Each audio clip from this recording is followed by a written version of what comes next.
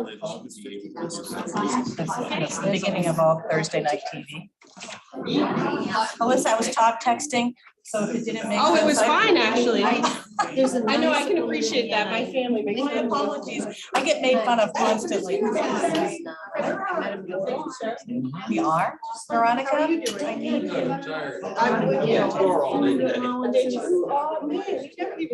Stay in it. I'm gonna sneak behind you. And that's terrible. Well, how would you like it if you lived in a Aroostook County and you couldn't be represented by anybody? Because nobody could afford to go do that. So we are ready to go. We are on. We are on. Okay. That's gonna feel his shirt on. What's happening? What's happening there? Greg. Grizzly Adams? Grizzly Adams over. Just let it go. Letting it grow. Okay, Bang the gavel. dang it. The public gets to see how we really act, but we don't even know that we're on. So we're on. Welcome to our October 6th regular school board meeting. We will begin with introductions, starting over with I'm Jim Lothridge. Diane Potter. Alyssa Tracy. Matt Marshall. Becky Fless. Veronica Babcock. Chris McWallen. Jack Litteroff. Matt Lillibridge. Administrative staff. Pat Hopkins, Superintendent. Sarah Sims, Principal, Gardner Regional Middle School. Angela Hart, Director of Curriculum. Chad Kempton, High School Principal. Josh Farr, Director of Adult Education.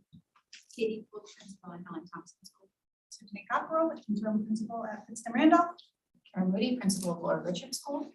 Morris, Director of Special Services. Andrea Dish, Business Manager. Terry McGuire, Director of Technology. Isn't it fun when we go in a circle that nobody knows?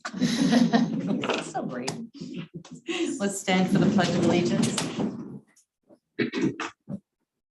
Pledge allegiance to the flag of the United States of America and to the republic for which it stands, one nation, under God, indivisible, with liberty and justice for all.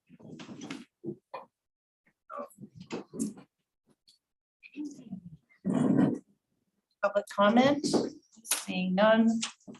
Let's see, prioritization of items and alteration of the established agenda format sequence as needed. Yes, so this agenda was reposted yesterday. Those changes are made in red. Since that time on page 1, under correspondence, I have received a resignation letter from Annette Strong, who was a special ed teacher at the middle school. And then under my report on page 3, I just wanted to add a conversation about snow days. That's funny. No, too soon. All right, approval of the agenda as altered. So moved. Thank you, Alyssa. I'll second that. Second by Matt. Questions or comments? All those in favor? Motion carries. Approval of the minutes of previous meetings, regular board meeting of September 1st, a special board meeting reentry hearing of September 6th, and a second special board meeting reentry hearing on September 19th. Motion to approve. So moved. Moved by Veronica, second by Jack. Questions or comments? All those in favor? Motion carries. Thank you. Recognition and celebrations. Yeah, we just wanted to bring to your attention our appreciation to the Gardner Elks Club, that they are currently making monthly donations of snacks to our elementary schools. So we really appreciate their generosity. It goes a long way to help support some of our students who might need that additional snack throughout the day. So Nice. Committee reports. well, we had the correspondence. Oh, I'm sorry. Correspondence. So we had, as written, a letter of resignation from Samantha Hawley, who was the Ed Tech 3 at the Helen Thompson School in the library, and then the resignation from Annette Strong, special ed teacher at the middle school. Excellent. Then curriculum reports. Jeepers, committee reports, curriculum first. Sure, we had a meeting on September 13th at 3:30. Angela went through student achievement data. She shared some spring assessment results in math and literacy. Did you want to share a little bit or? It was, it was actually pretty detailed and it is live, recorded live if anyone really Right. wants to see this. The slide, the full slide deck is up there, so that might be really helpful. But what we found in elementary math is that we were on par or just above par with the nation in terms of our proficiency using the diagnostic that we use in comparing it across the nation. But beyond that elementary, besides a grade level or two, and beyond that, we are probably on par with other districts and across the state in terms of there was a drop in our proficiency as students are learning to come back into the school community 5 days a week and engage in that process. We're very curious about this fall's data and kind of looking forward for the year and see what, what the winter checks offer us and if we're making consistent progress now that we're trying to be as normal as possible in our routines. And the teachers are certainly working very hard to put in, to implement curriculum and to provide supports to students so that they can access grade level learning material.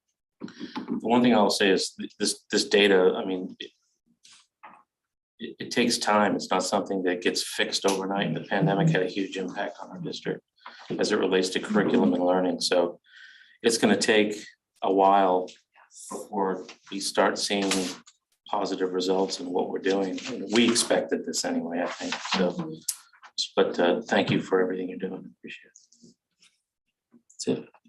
Yes. When are we going to, when does the fall testing take place? Right now. Right now. Right now, I was gonna wow. say. So we did our local assessments that we use, our diagnostic screeners that we use locally have pretty much mostly been conducted in September. But then the state sets the window for the rest of the assessments, which we call the MWEA. And that's it started on Monday. And we have a 3-week window. 95% of our student population. I knew that was happening because my son reminded me the MDA testing. I got the text with the score after mine took hers. I was like, oh, okay. I said, Yeah. Wow. try Yeah. hard. Yeah, exactly. Are we making, do you see progress? Are we? I haven't been able to, far? I haven't seen the fall results yet to Okay. look at them collectively. But I usually do try to provide a little report. Yes, and Once that data is I in. was just wondering if in the spring testing, did it show any, Yeah, did you reasonable progress? we have our kindergarten, we have a lot of, Yeah. we had solid pre-COVID data in our kindergartens mostly across I mean, there's a few pockets, but mostly we feel pretty strong about that. So that's exciting, because that's their first foray into full day school. And we felt like we did well there. And then there's some variability in some of our other grade levels, some strengths in some levels and challenges in others. And some of that looked a little bit developmental, depending on where they had those half days or half weeks or no school, like where that sat within their learning progression, how that impacted learners. In some cases, vocabulary was stronger, which is really exciting because that's a strand that we've been looking at for years and it hasn't always been strong. So there's little bright spots along the way that Not all bad. I'm pleased to see. Right. Thank you. And didn't you say, That's a bad word. I didn't know this, that if our scores were consistently low in anything, the state would sort of intervenes, but they Oh, never do yes. with us, right? Yes, there's a tiered plan for schools if our scores reach certain levels. And we are not on that tiered plan. We don't receive the coaching support in any of our schools right now. We've been flagged a couple places because of chronic absenteeism, which is more than 10% absence across the school year.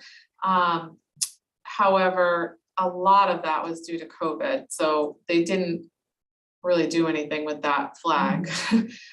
So we have one of our district goals this year is to increase our attendance of students, our percentage of students who are, decrease our percentage of students who are chronically absent.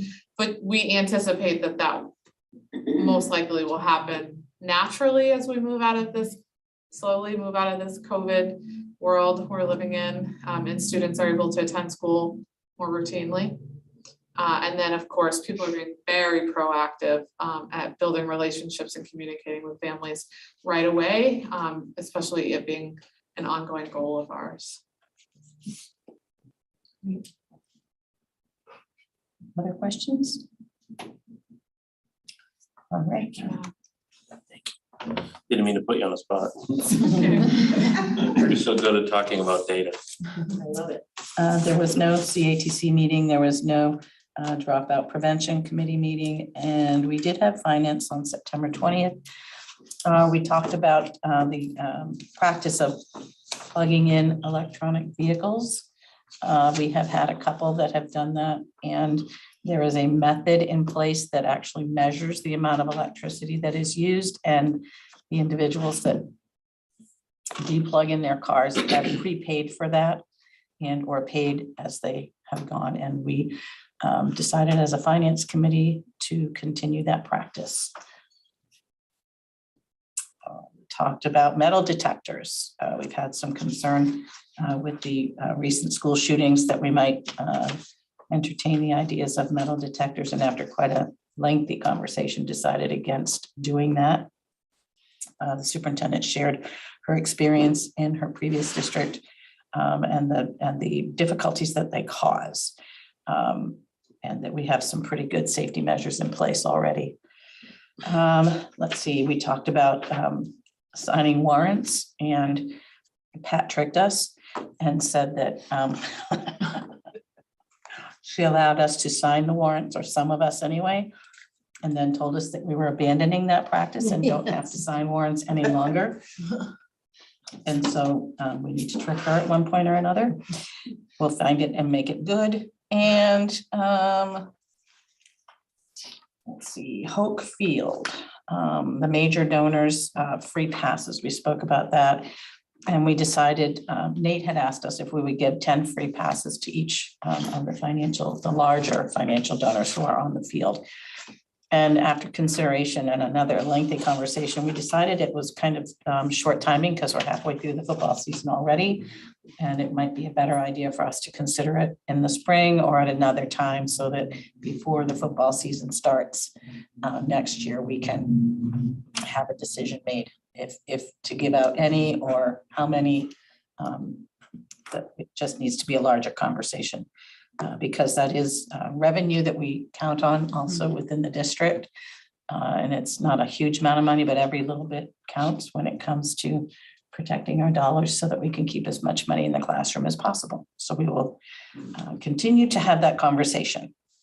And let's see, electric school buses. Well, you had quite a meeting. Oh, it was fun. I read the notes, but I was like, oh, boy. Oh, boy, right? Yeah. So the idea is that by 2045, we will be carbon neutral. So we had a lot of conversation about electric buses, whether there's infrastructure across the country and or infrastructure within the district to really support that at this point in time. And it's a bigger conversation. And For a to long clarify that there's legislation that has Yes. been approved that we will be carbon neutral by 2045. It's not the school. Oh, it's not Pat or district. us. No, it's not the district. And It's- that across the state by Mhm. 2035, 75% of the bus fleet will be electric. So that's going to take some work. And if you're interested in reading those LDs, you can just put in, you can Google in LD 1429 and LD 1579, and it will give you a full explanation of what the legislation is. And it's interesting. And I would encourage all of you, if all of you who are attending and or all of you to attend our fall conference, there will be an electric bus or 2 or 3 there, and you can sign up for a tour and a trip. The funny thing about electric buses we learned is that electric buses are heated with diesel. We found that humorous, right? great. That's what we did, Angela. What? Yeah, they're heated with diesel. So it won't be a complete lack of a carbon footprint. We talked about the renovating, the revolving renovation fund. We had an update and Gabe came and to the committee and talked about progress and identifying progress for the state's renovation project for the renovation fund for the fiscal year 2023 application. And it's stated that he will be meeting with the engineering firm to complete the application to see what we need to do next. And our fuel and electricity update is grim and expensive. Every bit as expensive as we thought that it would be. So we're counting on everyone's good graces to turn off the lights behind them and keep a cool room so that we can save money as we need to. And that's the entire meeting. All that good news. Our next meeting will be on October, is it this coming Tuesday? The 11th, No. right? The 3rd, so the 18th, October 18th will be our next meeting. Yeah. Policy committee. So Tony is not here and he asked me to stand in for him. I would like to reference the agenda and put forth the first reading for all of those policies listed. Do I need to do anything other than ask for a motion? Well, I thought you just made the motion. Okay, I did, good. Second by Veronica. Thank you. Questions or comments? All those in favor? Excellent. The student rep report is missing tonight because of homecoming. Well, not entirely. True, In your packet, the electronic packet that was sent out, the updated one, okay, not the first one, the updated one. There was a student representative report in there. So Sophie put together a report. She gave you an update on the Interact Club update, that they're holding their 3rd annual drive-through trunk or treat at the high school on October 22nd from 3 to 6 p.m. It's free and open to the community. The Interact Club is looking for trunkers or volunteers who would like to decorate a car and pass out candy. They can email Mrs. DeSoto for the Google form to sign up. The club is also looking for candy donations. They anticipate between 400 and 600 children this year. Wow. Last year, they had around 350. So candy donations can be dropped off at the high school between the hours of 7 a.m. and 2:30 p.m. The Civil Rights team, they did an observance for Orange Shirt Day on Friday, which honors people from Indigenous tribes throughout Canada who were part of the residential school program as children, where their native cultures were taken from them and many suffered traumas for decades afterwards. The Civil Rights team is also working with Christ Church to plan a series of community vigils for Hope, tentatively planned for the first Saturday of each month at 6 p.m. More news to follow. The Drama Club, they're going to Salem. Students are hard at work rehearsing for their adaptation of Arthur Miller's play, The Crucible, which chronicles what happens in 1619 Massachusetts when people turned against each other and cried witch. So please join them for the drama performance that will be November 3rd, 4th, and 5th. So that's her report, but she's not here because it is homecoming. And tonight is the big homecoming dance. So she couldn't be here with us. I So don't see that in here. Maybe. All the way down. It's like page It's 40, after- 40. It's page it's 40. after all of the Policy, policies. yeah, I see the annual conference. Didn't scroll that far. Go past Gave up. all the policies. So the Page last 40. policy is Yep, student page 40. fundraising activities. Page 40? Yes. Yes, page 40 out of 49 pages. Got it. Thank you. You're welcome. I know the other was very helpful. Thank you. It's always. Administrator reports. So as a reminder, this is new. We have added this to our monthly meeting. And so the information was in the packet.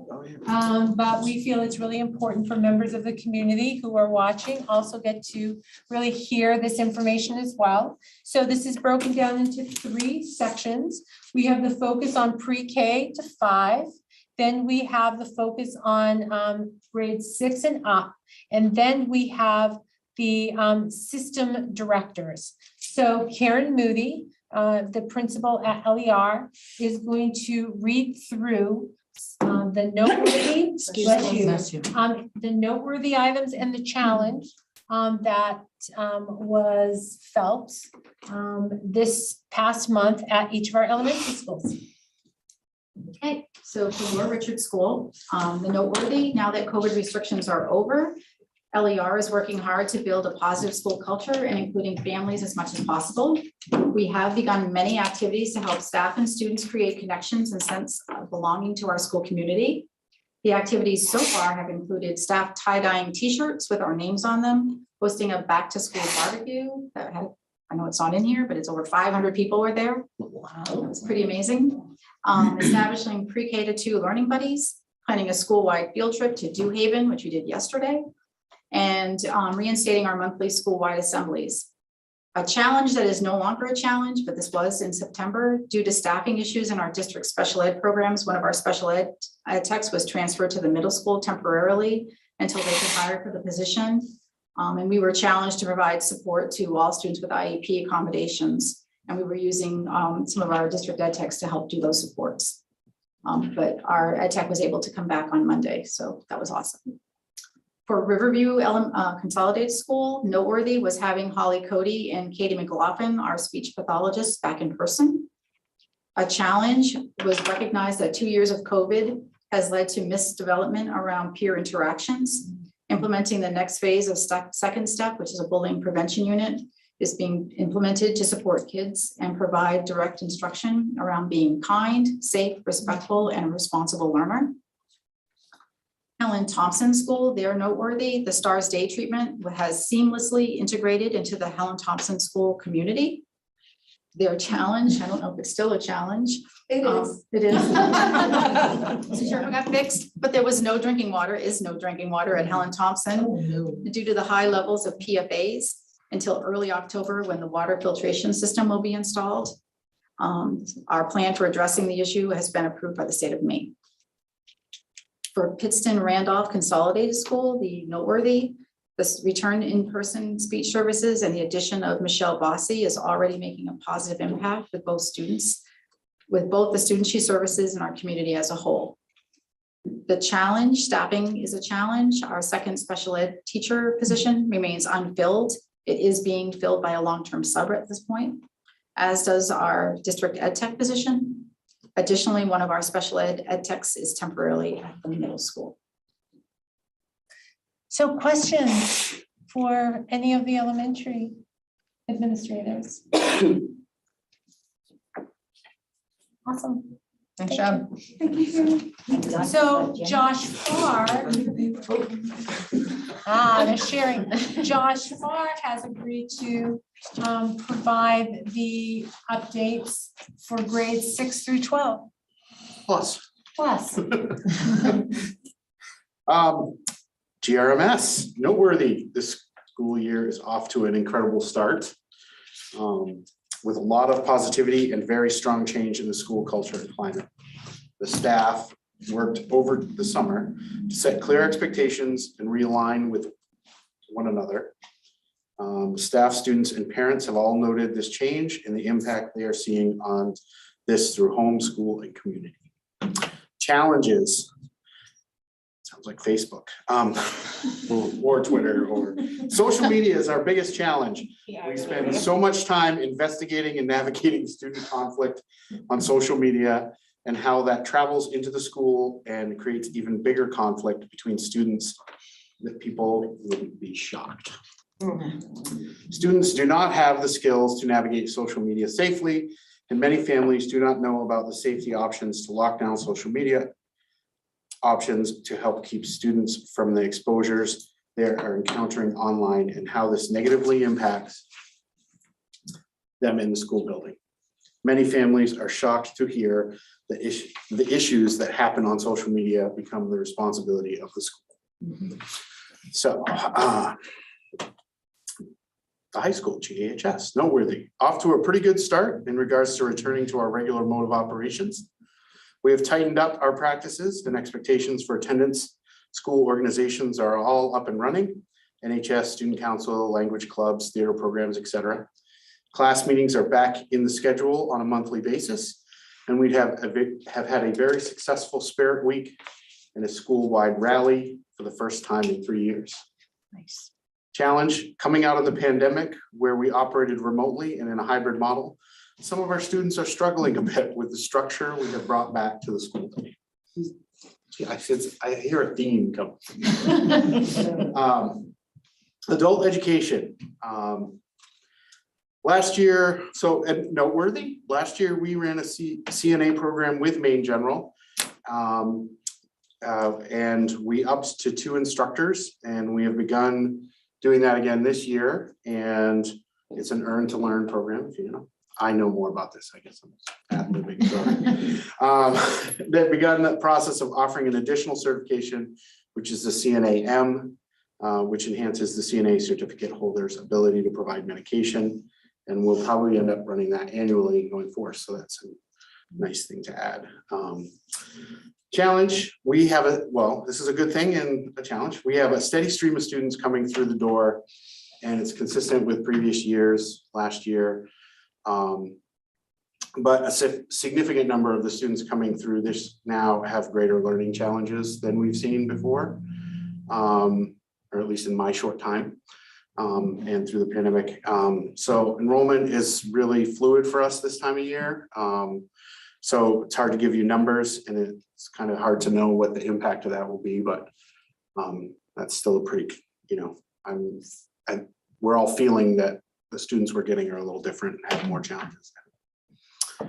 Athletics, currently have 199 high school student athletes competing in fall sports out of an enrollment of 623, so 32% of the student body. Currently have 97 middle school athletes competing in fall sports out of an enrollment of 459, so that's 21%, which is only boys and girls soccer, field hockey, and cross country. The challenge is not having enough bus drivers to get our athletes to some of our away games. And that's those farther away in Skowhegan and such, right? Those are not, so. Questions for administrators, grade 6+. I have a question. Oh, Jim, you go ahead. Can you give us an update on the driver's ed situation? Oh, yeah.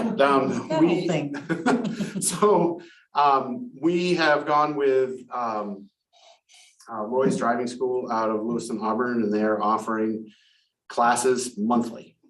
So we are up and running then. We're up and running and have been since July. Good. I think there were only 3 students in the first class. The next one was around 10. I don't know what they're at this month, but they, it's picking up and it's going pretty consistently. So I feel pretty good so far. We publicizing it at the high school? Yeah, we've been advertising it. We put it in the brochure, and we are using our social media to promote it. That bad stuff, social media. That bad stuff. So Can be good. it can be, yes. Thank you. Perfect segue. My question's around social media. Is there a way, do we need to talk about a way to get support and or information to families so that it isn't so unbelievable what human beings are capable of writing down that they would say to another person? What do we?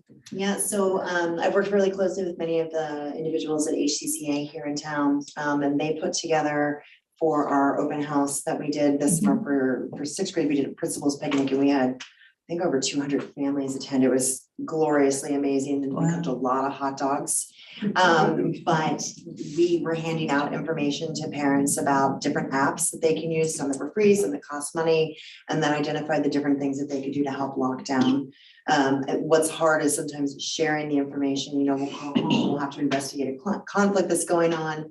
A lot of times our kids just don't have those social skills on how to block somebody, even as simple as that, right? Just stop talking, they continue to engage and it snowballs and the things that get said get bigger and they get grosser. You know, and it becomes this big issue and then other people get pulled into that chat and right now there and people are saying things that are just mind-blowing because it feels like it's this safe place, you know what I mean? Because it's almost anonymous in this typing world, but it's not because it has real consequences, right? On how people feel and the conflict then comes into school. And so we have to investigate and, you know, and go from there. And so there's a lot of information that we've shared out with parents as much as we can. And we continue to try to get that word out. In fact, we just came from a PTO meeting. We're talking about this there and trying to get it out to parents through the PTO as well, because if kids really are dabbling in things and other children may be sharing things that are inappropriate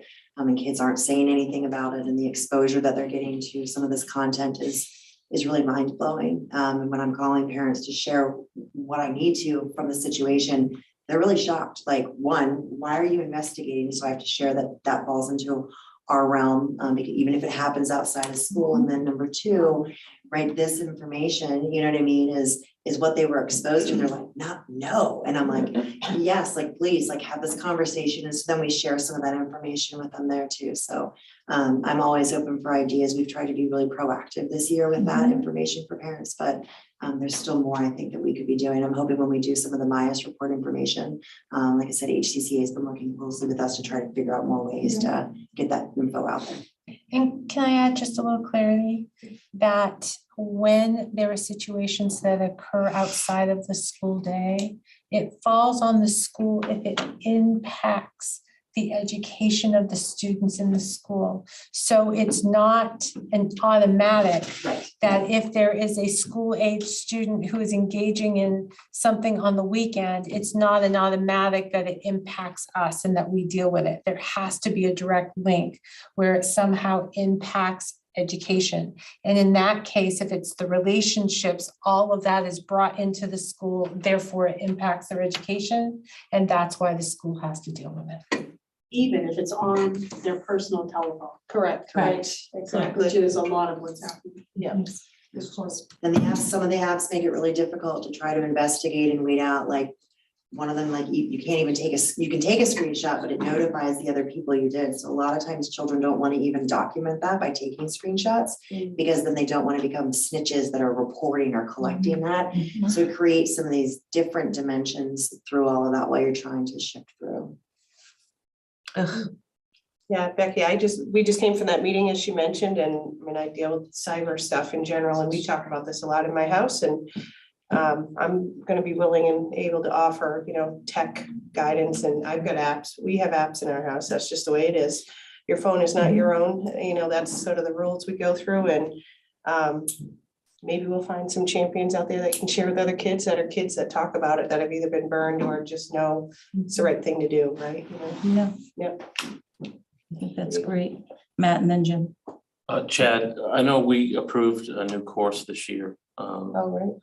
I can't remember the name of it, but I know it was interesting where they were going to be literally meeting outside and doing some fishing and all that good stuff. How's that going? A revision to the investigating science. Yes. So that's with the freshman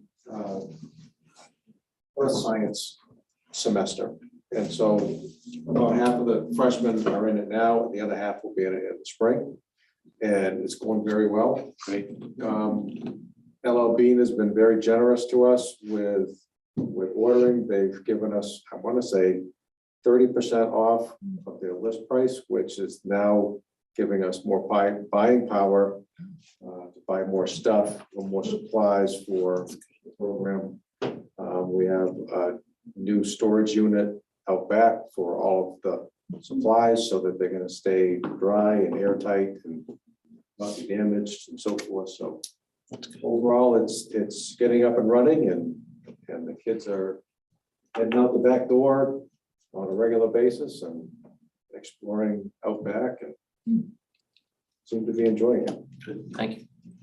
Absolutely. Did the celebration reveal today at 11 to like officially announce the recipients. So Thanks. Jim? Would it be possible to get a list of these? You know, I'm a dinosaur when it comes to these things. So I'd like to get a list of specific, I'd like to know what, I don't want you to tell it right now, but what applications they are, what the main problem is. I don't want a whole dissertation, but I'd like to know what the main problem is with this, the fact that this company has made it possible to notify if there's a screenshot being taken. They are obviously encouraging this activity. Yeah. So I am not Yeah. the social media guru. I'm still on Facebook. It's hard when you download an app, Jim, honestly, like TikTok says you have to be 13. You know damn well kids aren't 13 that are downloading it and their parents aren't checking. You don't read that user agreement. You just click, yep. So they got their butt covered, basically, you know, But I'd like to but a understand list of what it is. what the Yeah. applications are that the specific problem is. I mean, there's even new ones that come out every day, Get Real and all these Yeah, other ones. I'm I sure mean, There's one there are. right now that Yeah. deletes their conversation as they Yep. go. So after like literally 30 seconds after Yep. it's been read, it starts deleting everything. So it's like an anonymous chat. So it's not even keeping things. And I can't think of the name. But Yeah. like I said, I would do my best, but I can't tell you that I'm an expert in them, only that I'm usually trying to dig through. But I To can see tell what you it is, yeah. Right, like what is going on here? And Would like to know that. there's so many that are coming out, so all kids are getting on. I've heard of one app that literally you can't post unless you're literally ridiculing another. Yes. There's- Yeah. I mean, who creates apps like that? So maybe between, Sarah, what you know in the technology department. We have to pull some kids in there, so they're using. Yeah. I've got some experts that we can talk to. And- that will help. And we could just add it to, Yeah. as an attachment, maybe to the administrative report next month, so just so you can see what's out there. So, okay. Good call out, Jim. I'd like to see it. Sure. I Yeah, we'll just add it to a Online future video report. is so you see it. down our pages. Yeah. some of Yeah, it them. is, right? So I think, I just wanted to ask, as they get a little older and into high school, does that diminish at all? Chad was ready for the No. question. He's like, nope. No. It's trickling down the other way.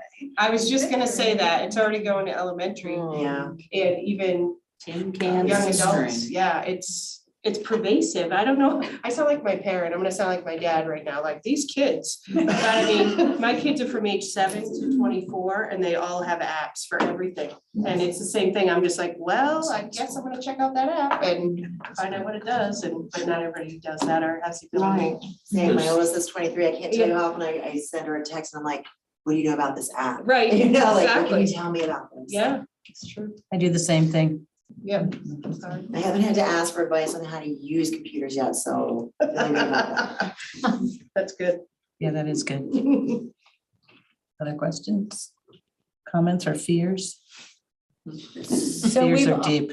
We got one more group, yeah, right? so we've added departments. That's awesome. And because there are system departments such as technology and the business office and curriculum, so Angela is going to share that information on behalf of those departments. Okay, so in the business office, the office is fully staffed with the director, payroll specialist, and accounts payable specialist. This summer and fall, well, at the time of this publication, this summer and fall, we've hired 54 new employees and transferred 29 employees within the district. So the challenge is that with only 3 people, we've hit our maximum capacity. We had our annual audit this summer while handling at least 30 electronic documents for each new employee. resulting in at least 1,620 documents being introduced, analyzed, and integrated into our system. Additionally, all transfer staff have associated paperwork, and we continue to manage multiple grants with various deadlines. That would be our business office. In technology, the Maine Department of Education will provide mobile computer science labs to each of our schools, 1 per 100 students in each school. Schools can choose to implement the following: robotics and programming, augmented and virtual reality, and coding and hardware. And there is a link in this for what that actually means. So this is not the social media conversation we just had, very different. Staff members are working together to make choices that will maximize potential throughout our buildings and be grade level appropriate. And then we'll look at ways to integrate that with the science curriculum. Our challenge is science labs provided by the Department of Education do not include ongoing maintenance and support after this school year. This is a one-time offer, so it's something we just need to pay attention to and make sure we can manage. Put that in the budget. In nutrition, it's noteworthy that we were fully staffed with positions that were available, even though there were positions available at the last minute. Linda has a wonderful staff that comes to work and does their job without issues. Her challenge is we have had many equipment failures, which makes our job very challenging to get meals out. She is also has HT, who is working without water in the kitchen, but everywhere, but gets the food out to the kiddos every day. It's also very difficult to order food and paper goods and not know whether or not we're going to get it. So there is still a supply chain issue going on, and it's impacting our nutrition department. Our staff does their very best to make sure that the kiddos are fed a fresh and healthy breakfast and lunch every day. In operations, we've become more efficient in our transportation routes after the first week of school. New windows have been fully installed at LER, Riverview, and the high school. And the challenge is we continue to be short-staffed in transportation and maintenance, although we hired since then, so it's more in transportation right now. We have custodians working across buildings currently to manage our needs and are working creatively to maintain bus runs and support specialized transportation needs. It is a puzzle. Special services. The Office of Special Services has filled 4 out of the 8, more than that, 6 out of the 8 ed tech positions now that we started the school year. And she has 2 more positions looking to be filled. Okay, so sorry, let's try that again. She's filled 6 out of the 8 ed tech positions. So there are 2 more positions that she's working to fill. That's the updated version of this report. And now we're also waiting for the Department of Ed to review and issue certifications for some people before they start work. Challenge, we're still looking for a special educator to fill the long-term sub position that we currently have at Pittston Randolph, and have 2 more ed tech positions to fill. I'm being redundant. They're both at the middle school, and bus aides are also a challenge right now. We're trying to find people who are able to be employed as bus aides. And we now have a middle school special ed teacher position vacant. Yes, we do. And in curriculum, we've launched so this is not really me, this is the whole system. We've launched a refined MTSS system with district supported professional learning, a 40-page handbook, and revised practices and procedures. This system of support should allow us to be more responsive, coherent, and aligned across the district. That comes with a lot of learning. And so our staff, all staff, teachers, support staff, and administrators are really intensely learning to be efficient and responsive under this new system. It's impressive. The challenge, we're not able to hire an instructional math coach to fill the position vacated by our current Helen Thompson assistant principal instructional support person. So our coach went to Helen Thompson. We didn't have viable candidates.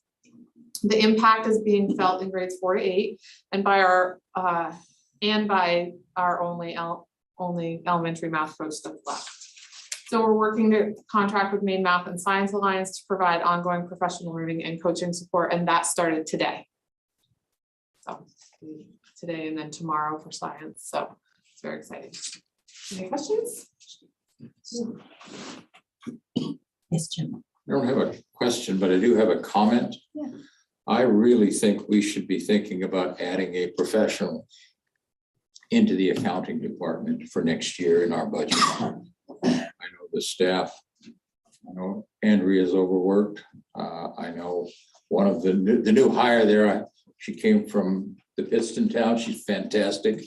I think she'll be an asset to us, but we need additional staff there just so we don't make mistakes. We've That's had, I'm sorry. No, go ahead, no, go ahead. Yeah, we've had lots of conversations, and we've said for years, the position that we really need to fill is we need an HR person.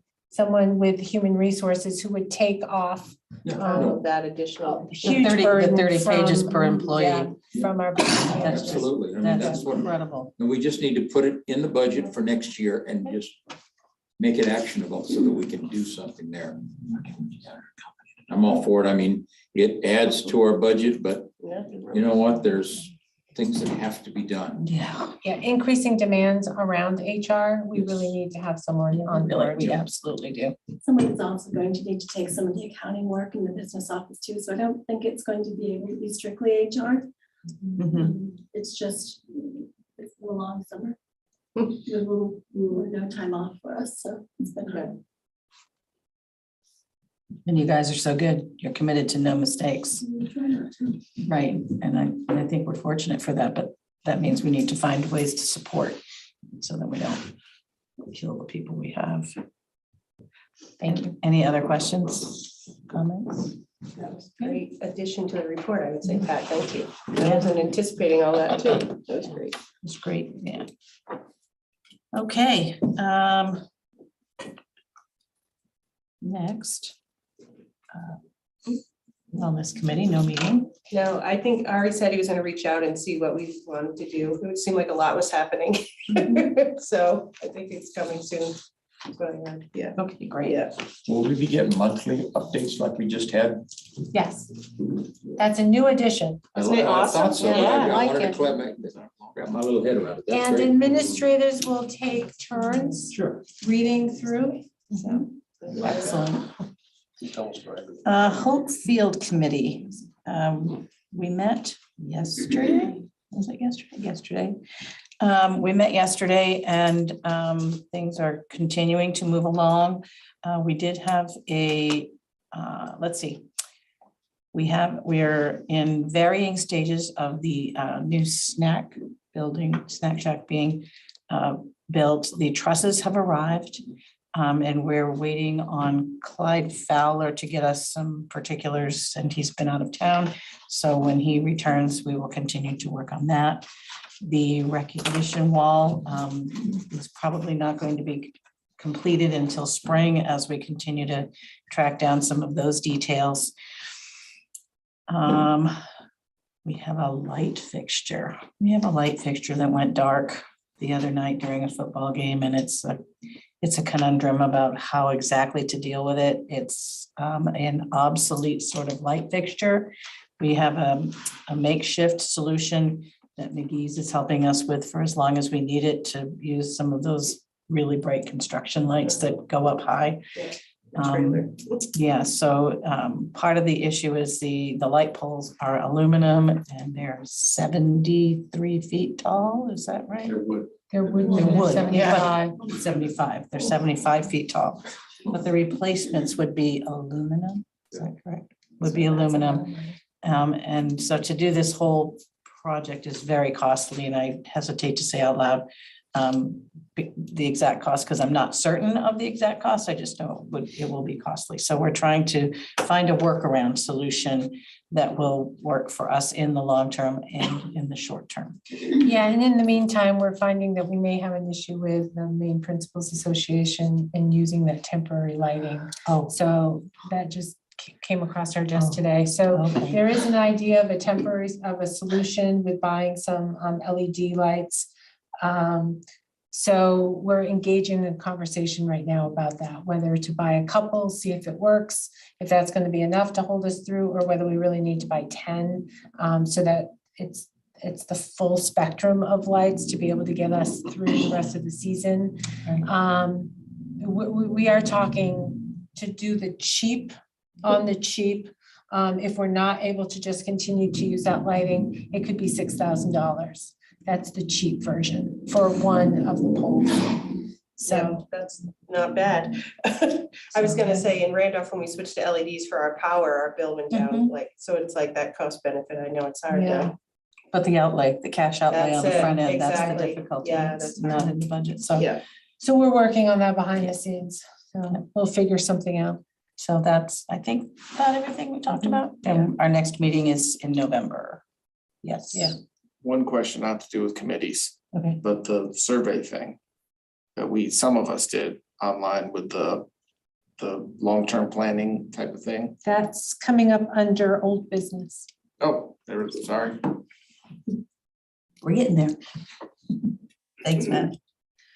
All right, any questions about the Hopefield Committee? All right. General information?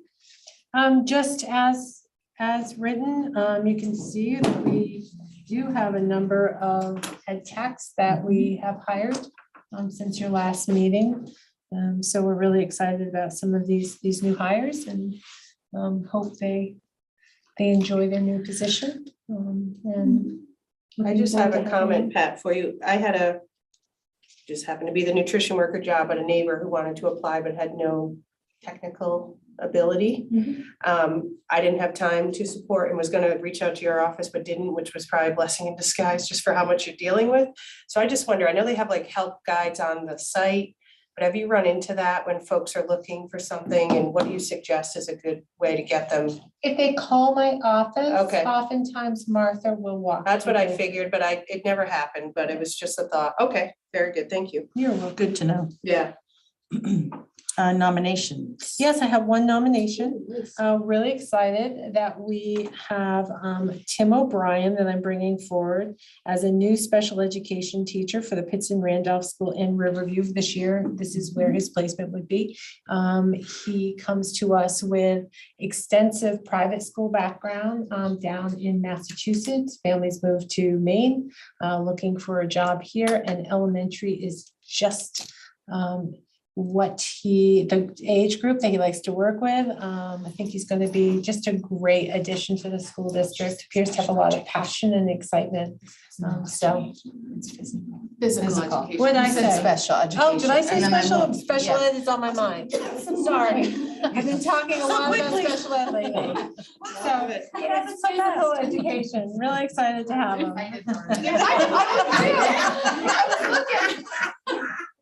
We're all getting a little punchy. He's at home, we're going, whoa. I never said I'd do that. That's not what I signed up for. No, please come to work tomorrow. So sorry about that. You need a motion, Pat? I do. I'll do a motion. Second. Oh.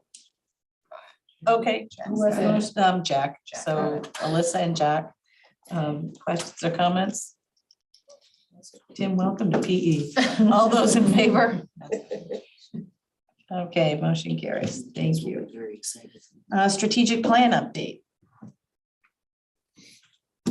So we're So, moving forward with are. the strategic planning process, and We did a Was it trial. was it last week? I was forgetting last how long week? ago it was. It was Doesn't last feel like week, there's a right? lot that's There's been just a lot happening. going Lot on. going on. I guess it was So last last week. week, Tuesday. we had 2 pilot conversations. I know Becky reached out to the most veteran school board member in each community so that we had a representative from all 4 communities. But because having more than 2 board members together constitutes a board meeting, we could only limit it to 2 board members on each team. Correct. Okay, and then Becky also looked at inviting some community members. So there were people around here who participated in that process as a pilot. So I don't know if you want them to kind of share just the general experience.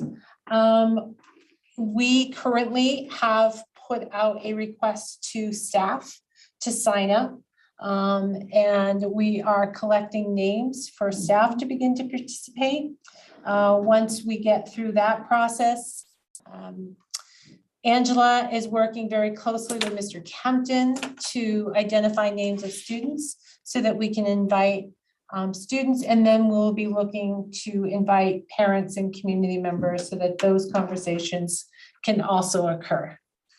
It's a lot of work, but So is that what you had a question about? Yes. Yeah, I'd love to hear it. My question was, what feedback have you guys gotten from the two facilitators and stuff?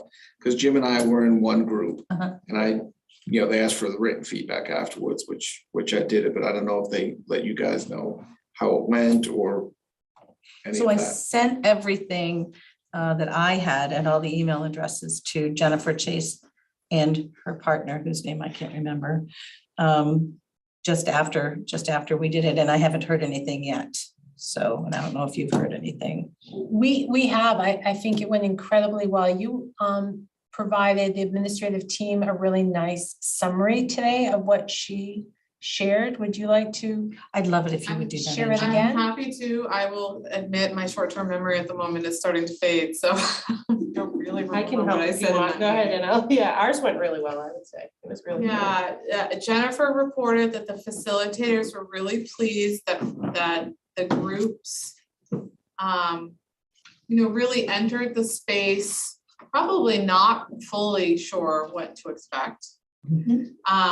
And knew that there was some sense of education around it and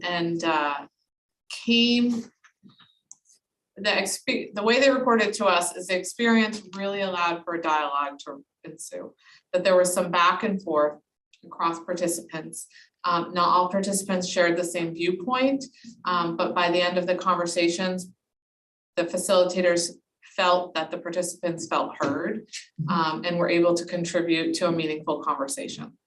And that will help us when we get all the collective listening sessions together to develop a sense of like what is the emerging, what are the emerging themes and values and hopes, and what do we also want to continue doing, with broadly across the community and more specifically in schooling and education, as I understand it. That sounds accurate. Yep, that sounds very accurate. And I would say that our group was, It was, I agree. it was good. The conversation was really fluid. There was a lot of circling back, somebody would, in the group would speak about an issue and then there would be a circle back and then extra additions into the conversation. Our facilitator said he could go on and on and on, but we were committed to the 90 minutes, so. You should have had our facilitator. Oh, yeah. I was supposed to make a phone call at 7. I had to have my wife call them and tell them that we were still in a meeting at 7:20. Anyways, but it was a well worth the extra time. I mean, it really was. And the only thing I found strange was that we could, if we wished, we could edit our statements and our conversations. I didn't swear at anybody, so I guess. I don't know that either, but interesting. No, I didn't need to edit anything, but I thought that was all. I mean, just if we're going to get a real sense of what's going to happen in the future, we need real input, and if it's sometimes spontaneous is much more realistic than And a planned canned answer. really looked into. I think we didn't even really touch on the technology piece. We kind of just dove in, and then I would feel like it was very raw but real. I would agree. We had a pretty good group. We had a previous board member with us, which was nice, who I ran into after at the playground, and we just had one of those that was really good, good. like one of those. So Yeah. Oh, good. Nice. Yeah. Yeah, it was a really good, and entering into it, you might not, just the way the questions are answered, they're not directed, they're not leading questions. So they're just questions.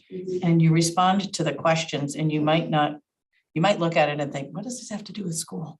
What does this have to do with it? But just the way the questions are worded, as she told us before we even agreed to do this, it will make sense, and it makes sense. It works. I don't know who has the answer or if this is answerable, but for the future meetings or get-togethers, how many people will be in the chats? Because we only had 5, Jim, 5 or 6. Yeah. And we took at least the full 90 minutes and then some. We were rushing through the last couple of questions. The conversations, there will only be 5 or 6. Okay. Yeah, they keep it intentionally to a small group, so everyone has a good opportunity to participate. And I didn't cut anybody off and limit their stick time to talk. So that's why, you know, I have a tendency to ramble on. So that could have been it. Well, and she did say because she knew this was like just the start for us and kind of our pilot test. I mean, it'll be included, but it's sort of the pilot process that they were a little bit more lenient on the time than maybe helping a group move forward a little bit more efficiently. So that was just the first 2 and trying to give some space for making sure, like, does this make sense in our community? Because it's the first time we were trying it in our community. Right. So that they had some reflections on that for themselves as facilitators, which I think will really help given that experience to move forward in our other groups. Will we be doing this again on different questions, the same people, or will there be new people and new questions, or what does the process? Moving forward, we are hoping to have, I don't know how many more groups. We're hoping to have up to 240 people go through this process. All right, so there would be 60 students, 60 staff members, 60 parents, 60 community members. That's our hope. So there would be 10 groups of 6 for each individual group stakeholder. So, and the same questions would be asked. With a little bit of tailoring on the student. For the students, right. There's a little bit of a different angle, same sort of intended outcome, but a slightly different entry point for students. And that information will all be collected, pulled together, and it will be shared with the participants so that you have a chance to come together, listen to what was said, make comments, provide the feedback, and then they go back and refine the report that then comes out to us. So it's called a listening session. So the listening sessions will occur once all of the community conversations are completed and they've had a chance to pull the report together. So It was Oh, really good. interesting, yeah. One of the that's most, good. I'm excited about it. yeah, and it is completely different than a 2-day sit in the gym Yeah. with sticky dots thing, although it's completely different in that you do the physical conversations, you know. And I think people are more honest when you do it the way we just did. I just think they're more candid, more unscripted, aren't comparing their sticky notes on the wall to somebody else's sticky notes. You get, again, like Alyssa said, the raw information, and I think that's just so useful. We're gonna find that that's a really useful thing. So it's really just so interesting. Moving along. Awesome. Yeah. Okay, we have an appointment of a student representative to the board. Yes, I am really excited to introduce Alyssa Henderson. Made it this far tonight. She's made it this far. Yes. We had 2 juniors apply for the position. Both were interviewed and both were fantastic. We really liked them both. They both have a lot to offer. It was unanimous that we selected Alyssa. We thought that she had a unique experience that she brought to the table. She's been to Florida with Healthy Communities of the Capital Area to a preventative workshop, conference. So she brings kind of a unique experience that we haven't necessarily seen in other student representatives. She's very well spoken. She's very passionate about being a student leader. We were really impressed with how she defined the leadership and her responsibility on the board. So I enthusiastically recommend that you appoint Alyssa. You were on the interview committee as well. Do you want to say anything else about Alyssa? Passionate, articulate. She had a great use of language when she was talking about the things that she cares about. and how her experiences have informed her behaviors and her drive to do certain things. So it was really one of the more rewarding interviews we've had ever, I would say, just really great. So I'd like to also recommend Alyssa. You need a motion. Yes, we do. I'll move that we accept. Is it Alicia? Alyssa Alyssa Henderson. Alyssa, as our new member? We have to, we already made the I plan. know.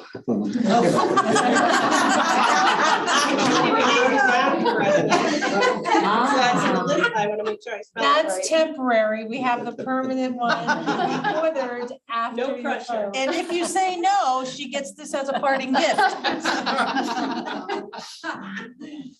Do we have a second? Second. Second. Oh, by- sorry. Second by Veronica and or Diane. Questions or conversation? All those in favor? All right, so I Welcome. would invite Alyssa to come on up.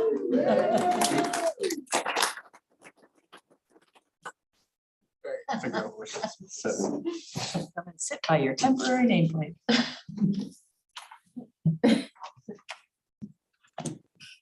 So your seatmates are Chris and Jack, but sometimes Nicole, most of the time Nicole, and Nicole is. There was homecoming, as you know, so. All righty. Annual approval of the emergency crisis plan. Yes, at this particular board meeting every single year, I bring forward the request that you will approve our emergency crisis plan. On September 23rd, I believe it was, every building administrator presented to me their updated crisis plan. I reviewed all of them, made any additional updates that were absolutely necessary, and I've compiled it. So that is all done. It is current, it is ready to go.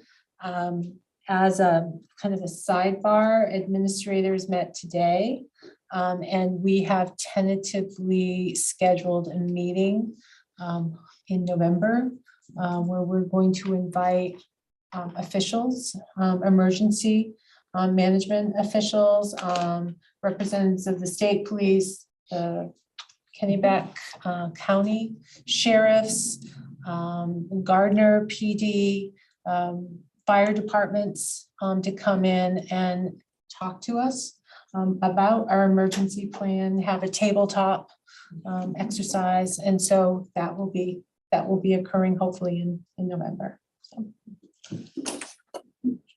Excellent. But it does require, the state requires for the approval of these. And unfortunately, I can't just say, here it all is, because a lot of it is confidential information. There is a foundation that is pretty generic.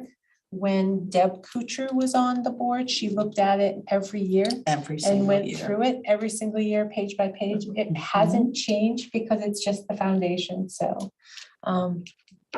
you're certainly welcome, or any member of the board is certainly welcome to look at that portion of the crisis plan if you wish. So just let Martha know if you'd like to come in and comb through that report. Do you need a? I would like one, yeah, Okay. if board So- members are comfortable with them. If you're comfortable, could we have a motion to accept the emergency plan? Moved by Alyssa, second by Matt. Questions or comments? All those in favor? Next on the agenda is the appointment of the board vice chair. Veronica's decided to leave us. So I'm going to suggest an appointment tonight of a new vice chair that will not take effect until December, to the December meeting. So Veronica will sit here for. I'm sorry, excuse me for a moment. Sure. Veronica will sit here until after the November meeting. And then the new vice chair will sit here after that, and it won't be the same. So without talking about it too much, I would like to suggest that an appointment of Tony Veet to be our next vice chair. So I would, if you were in favor of that, I would like for somebody to nominate him. And if there's someone else you think you would like to nominate, now's the time. Has he been asked or? Yes. Okay. And unfortunately, he was. That's why I'm like, he's not even. He's not even here. This is how it goes. This is how you get voluntold. The guy who's not here, Wait a minute. the guy who's not here gets nominated to do everything. No, we knew he was not going to be able to be here Right, tonight, right. but we felt like we needed to do this because there's a board chairs and vice chairs workshop that's coming up on the 26th of October. And we'd like to be able to send whomever that person is to that class program. So, yes, Jim. He's the person that I thought of right off the bat when I read this, and so I would like to nominate Tony B to be the vice chair. Is there a second to that? Jack, thank you. Is there anyone else who'd like to be nominated? Quit sitting on your mitts. If there are no further nominations, I would ask for a vote. All those in favor? And while we're at it, do we want to give him anything else to do? Thank you very much. I think I'm hoping for a very smooth transition. And it'll miss having you. And there's a new board member hopefully coming on in November. So we'll hope that works well. Yeah. Next thing is the board chair's report. I have sent you all the resolutions for the fall conference, so familiarize yourselves with those. And we need a delegate, an MSBA delegate. And I thought we talked about this before, but We maybe we started didn't. to, but it's the dates that always get me. What are the date of that? The date of the delegate assembly is actually Halloween, Monday, the 31st. Oh, And dear. it's remote. It's Oh, it over is? Zoom. Yep. So maybe that helps. Maybe. Anyone Should dying be. to be our, Yeah, one time we mentioned, we did mention Jack. maybe you weren't here, so your name. What happens? That's kind of how it goes. But Are you interested? I don't think I can get the time off. Okay, I understand. no, I just don't think that and the fall conference are falling right when I have stuff this year. I would have done either.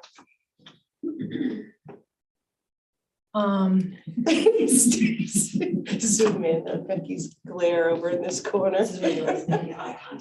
Well, Jim has done it the last couple I of was gonna times. say, I know said I that. didn't want to do it again. I know. Somebody else, this is my last year, but yeah, if you can't find anybody else, I'll do it. So Doesn't seem to be anything that anyone's jumping all over. I wish it was in person. I really, I know, right? they're, The conference, of course, is in Yes. person. thank goodness. Yes, and they've spaced it out in such a way that because there's always the complaint that the resolutions, the delegate assembly happens during a period of time in the schedule where you miss good things. Yes, So that's exactly. why they've sort of extracted it out. And if it stays this way, I have no idea. But I think you're right. It's good to have it in person. I would be more than willing to do it. I mean, this, And the delegate assembly is actually on Saturday, October 22nd, at 2:30.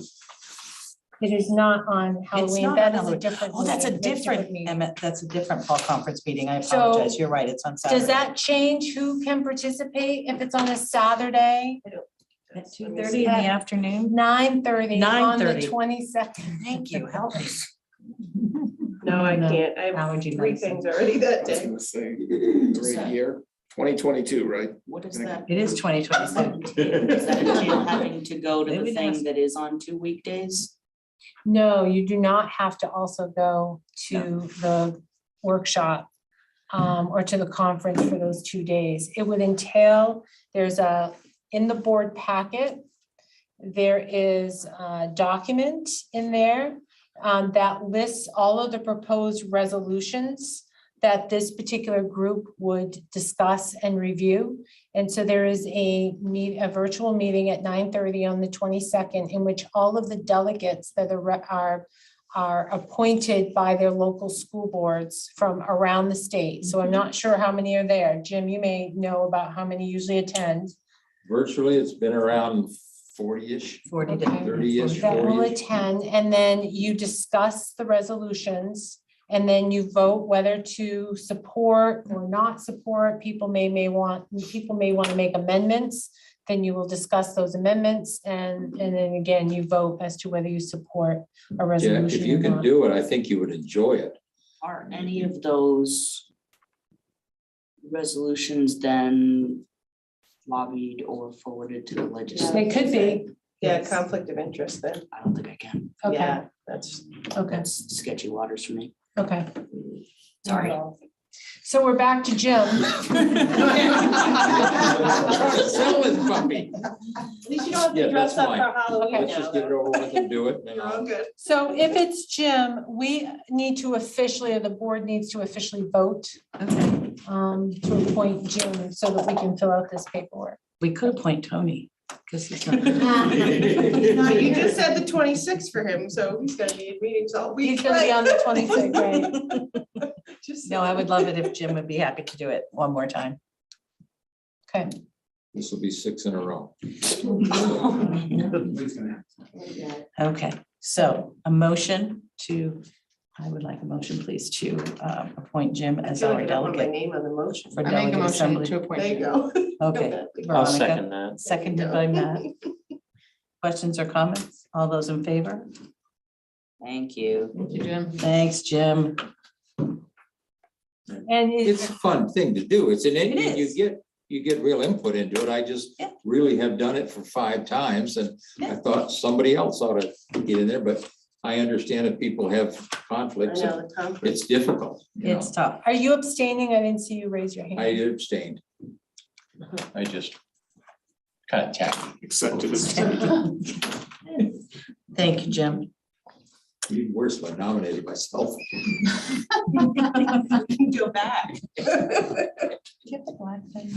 And next on the agenda is the 49th Annual MSMA, Maine School Management Association Fall Conference on the 27th and 28th at the Augusta Civic Center. And tomorrow is the due date, the last day, the drop It dead. is. Oops, just let Martha know. Yes, Jim. I sent a email right away as soon as I got it that I Yep. wanted to attend. I wanted to make sure, I haven't heard anything back that she did get it. You- Yes. Yep. She has it, well, she has not submitted anyone's name Okay, I yet, wasn't- but okay. you're on our I list. just want to make sure, Yep, you're on the list. especially Um, now. And I would encourage anyone who can go for even any part of it. It's really great, free legal advice and lots of Yeah. great workshops, lots of great advertising. We have dozens of, I can't find my words tonight. Vendors. Vendors, thank you, goodness, dozens of vendors. As I said, there'll be an electric school bus and you can take a Can we do ride. one day if we're? Yeah. I could probably just do Friday. I'll look again and I'll email Yeah. Martha tomorrow then. Okay. Seriously, how do we apply? I'd like to actually get on one of those buses and see what I it's believe like. there's a sign up that's gonna be right there. We had a meeting a couple days On ago. site. On site, yep, Okay. the buses will be there. And people who want to stay at the end of the conference, my understanding is that they're gonna give bus rides. If you want Oh, to really? experience it, yeah.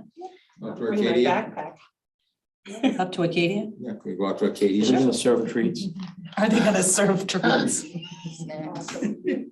They do Wet have bar this on thing a at the school end bus, of the huh? day. Some goldfish or Doritos or something. At the end of the day, in one of the rooms, they have wine and cheese and prizes, door prizes, dozens and dozens of Those were good Are virtually. we I gonna want have them in lunch person. and dinner again as usual, or, lunch I and. mean, a- breakfast and lunch? Yes, yeah, breakfast and lunch as usual. We did have a board member once who won a grand prize of a ginormous heavy-duty vacuum cleaner as a prize.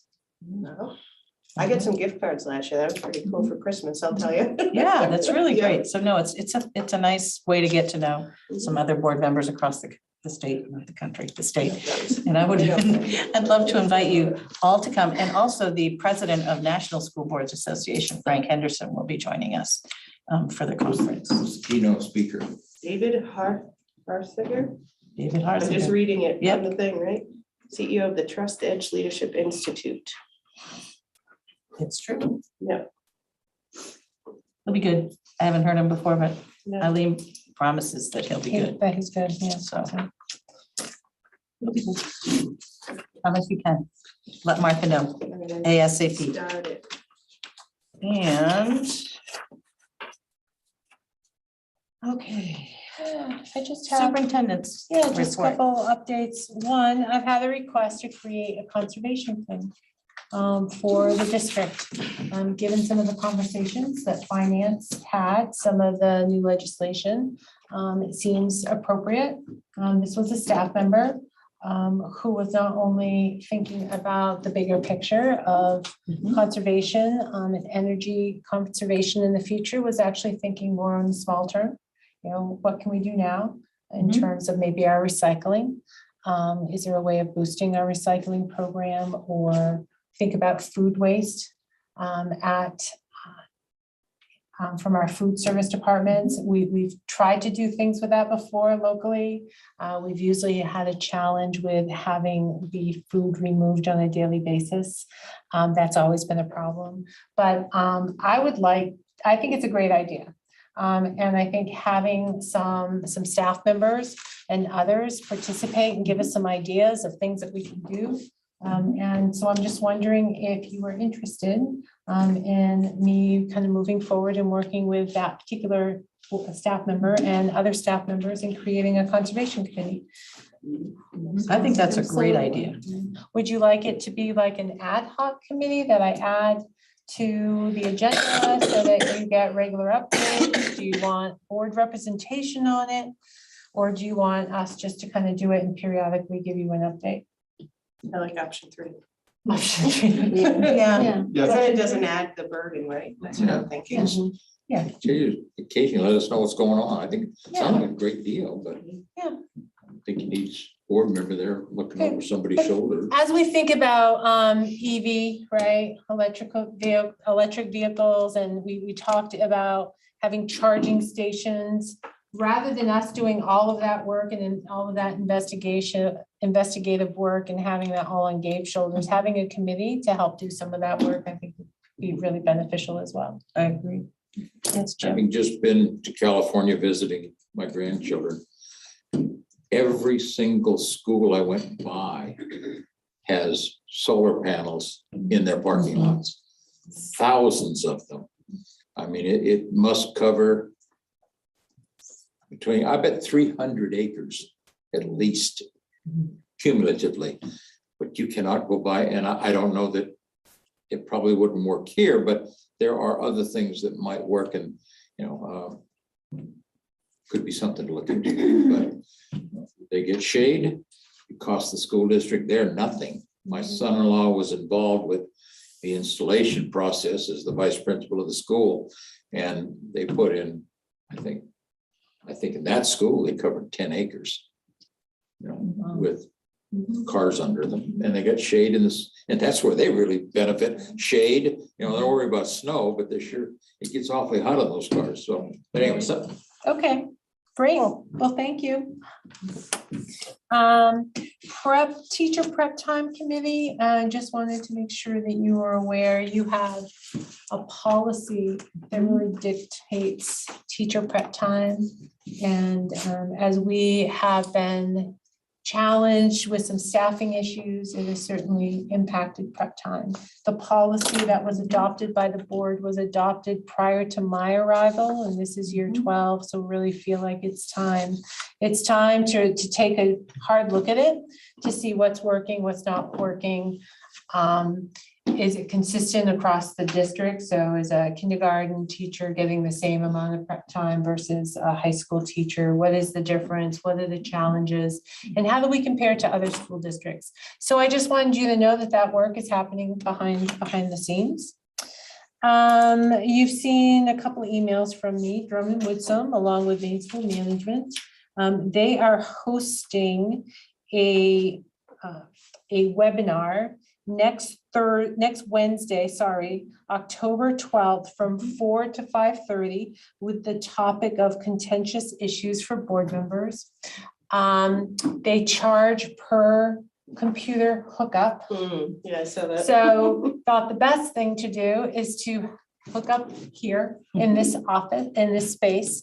And so any board member who wishes to attend, I ask people to let me know, because if more than 3 of you are here, it is officially a board meeting and I need to make sure that I post it as such. So I have had at least 3 people respond back to me indicating that they plan to be here. I've opened it up for administrators as well. So if you are able to make it, it will begin promptly at 4 o'clock next Wednesday. Also, I had a meeting, Angela and I had a meeting last week with individuals from healthy communities of the capital area, and Sarah had mentioned this. The main integrated youth health survey data is available. This is a survey that is given to middle school and high school students every 2 years. We participate, as do many high schools across the state. And so the data comes to us in a way that we can see exactly how our students overall are responding and how we compare to the state. There's some great information for us, and there is certainly some bright spots in the information. It talks about students feeling connected to their teachers and the connection and the relationships that they're building with their teachers. We rated pretty highly, but higher than state average. So that is fantastic. So there are bright spots, but there are definitely some challenges as well. And there's some concerns around, let's see, vaping, alcohol use, marijuana use, domestic violence, forced sexual activity at the high school level in our district. So I have asked them to come here to present the information to you. I think it's really important for all of you to hear directly from them as to what the students are telling us. I've asked administrators to be present, and I've scheduled it for Thursday, October 20th. That is our backup workshop day from 6 to 8 o'clock. So I hope board members can all attend. I'll be traveling, so I won't be here. Okay. Yeah. I'm going to, it's going to be live streamed. Oh, good. And I want to see about advertising it. I want to advertise it not just as a regular board meeting. I want to put it out so that parents hear and that they know that this information is going to be presented. Encourage those who want to come into the boardroom so that they can hear firsthand exactly what the data is telling us. But we'll have it live streamed. So for those who don't wish to come in personally or are unable to do so, they can watch from home. And of course, we'll record it. So anyone who can't watch it live can watch it at a later time. The women from Healthy Communities of the Capital Area, it will be Joanne Joy and Patricia Welton. They will also bring in some exhibits. So when they talk about vape devices, they will bring in some samples so you can see exactly what we're talking about. And parents from home will be able to see what we're talking about. So if they see a similar device on their child, they may have a better idea of exactly what it is. So I hope you're all able to do that. I will advertise it as a meeting as well as advertising it out to parents. So again, that's October 20th from 6 to 8 o'clock. We'll do our best to keep it within two hours. When Angela and I met with them last week, just the 2 of us, we were there for an hour and a half and we had to cut it off. The conversation would have kept going. So they have some incredible information. Then the last thing I have is snow days. Yeah, snow days. Snow is just around the corner. And I wanted to make sure that you and everyone else is aware that in the last 2 or 3 years, we've really had the opportunity to choose between remote days, remote learning days, and snow days. And we were able to do that because the federal government had a waiver food, right? And they said that we did not necessarily have to feed students and deliver their food the same day that the instruction occurred. So we were able to send food home in advance, right?